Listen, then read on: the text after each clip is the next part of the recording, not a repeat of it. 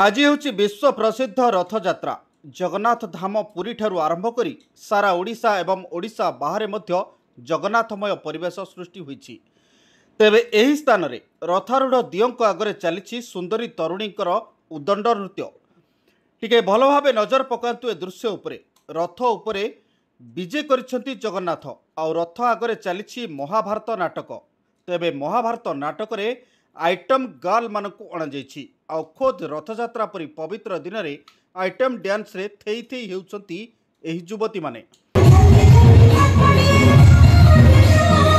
गंजाम जिला छत्रपुर निर्वाचन मंडली अंतर्गत टांगणापल्ली ठारे एभली यात्रा चलिथिबा देखिबाकु मिलिछि। आउ एहाकु बेस मन भरी उपभोग करुछंती पिलाठारु आरंभ करी बुढ़ा पर्यंत। आउ केही भी एभली नृत्य को प्रतिवाद करुनाहांती।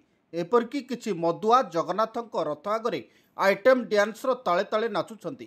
गंजाम जिले में बारंबार एभली संस्कृति नाम अपसंस्कृति चलुथिबा बेले खोद रथयात्रा रे एभली दृश्य जगन्नाथ प्रेमी तथा बुद्धिजीवी को मर्माहत करिछि।